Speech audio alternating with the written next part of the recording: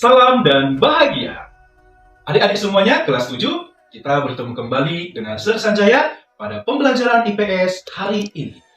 Nah, hari ini topik kita sangat menarik, yaitu mengenai tenaga pembentuk muka bumi. Nah, adik-adik semuanya, siapa nih yang pernah melihat gunung? Siapa yang pernah melihat sungai?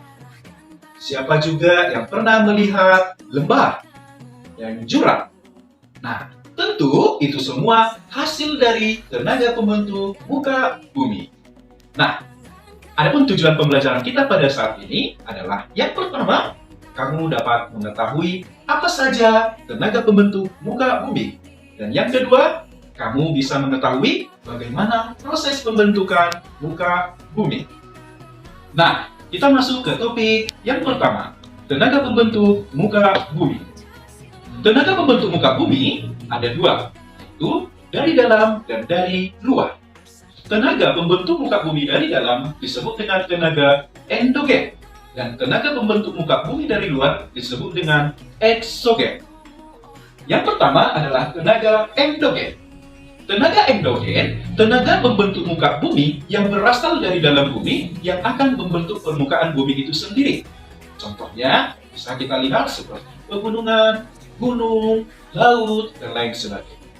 Nah, tenaga endogen ini dibagi atas 3 bagian. Yang pertama adalah ada tektonisme, dan yang kedua adalah vulkanisme, dan yang ketiga adalah seisme.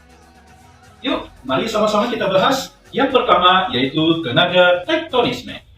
Tenaga tektonisme yaitu tenaga dari dalam bumi yang membentuk permukaan bumi, seperti gunung, pegunungan, perbukitan, laut, lembah, dan lain sebagainya. Tenaga tektonisme dibagi atas 2 gerak, yaitu gerak epirogenesa dan gerak orogenesa. Epirogenesa dibagi atas 2 lagi. Apa itu? Yang pertama, epirogenesa positif dan epirogenesa negatif. Yang positif ketika permukaan daratan naik, sedangkan permukaan lautan turun. Dan sedangkan epirogenesa negatif kebalikannya. Nah, yang kedua yaitu orogenesa. Orogenesa yang menghasilkan 2 bentuk permukaan bumi, yaitu lipatan dan patahan.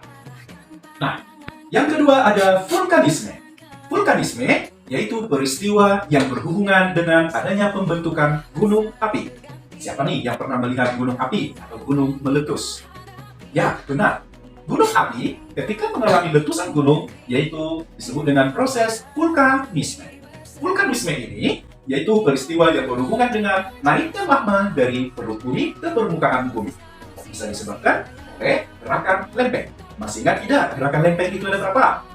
Nah, gerakan lempeng ada 3. Yang pertama adalah konvergen, yaitu saling bertubuhkan. Dan yang kedua ada divergen, yaitu saling berjauhan. Dan yang ketiga adalah transform, yaitu saling berpapasan. Ketika gerakan lempeng, yaitu konvergen saling bertubuhkan, menyebabkan bahkan permukaan batuan yang di atasnya mengalami naik, sehingga akan membentuk gunung. Nah, ketika letusan gunung terjadi disebabkan karena lempeng itu ketika saling bertubuhkan juga saling menjauh. Ketika saling menjauh, maka terjadi retakan batuan. Ketika terjadi retakan batuan, maka magma yang dari dalam perut bumi akan mencari celah untuk keluar. Itu secara singkat proses peletusan gunung berapi.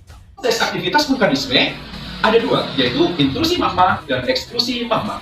Intrusi magma ketika proses magma itu masih di dalam bumi, masih di dalam perut bumi yang akan mencari celah untuk keluar melalui gang-gang atau pipa magma yang ada di perut gunung.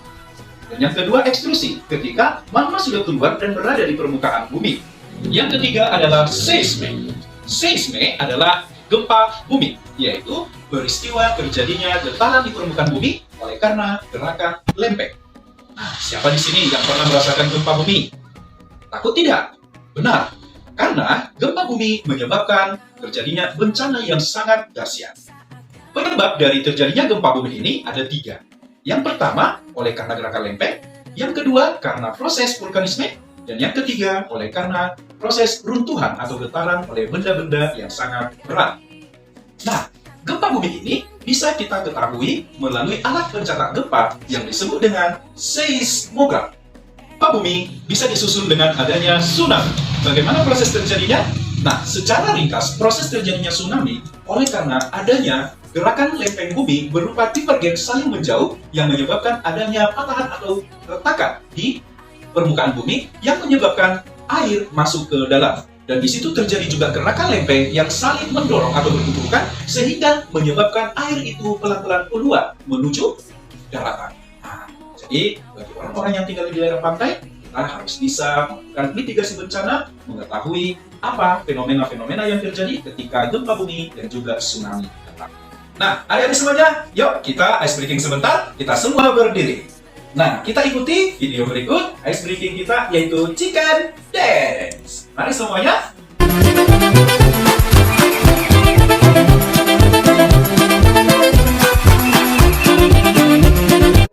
Adik semuanya, kita masuk ke penyimpulan materi kita. Nah, yang dapat kita simpulkan bahwa tenaga pembentuk muka bumi yaitu tenaga endogen yang bersifat membangun. Kenapa membangun? Karena membentuk permukaan bumi seperti yang ada sekarang ini. Nah, tenaga pembentuk muka bumi dari dalam ini atau disebut dengan endogen tadi ada 3, yaitu tektonisme, vulkanisme, dan seisme. Nah, untuk tenaga pembentuk muka bumi dari luar atau eksogen akan kita bahas pada pertemuan berikutnya. Semoga apa yang kita pelajari hari ini dapat bermanfaat, dapat kita pahami, sehingga di kemudian hari kita tahu apa-apa yang menjadi tugas kita untuk menjaga bumi kita ini. Demikian materi dari Sur Sanjaya. Terima kasih. See you next time. Bye.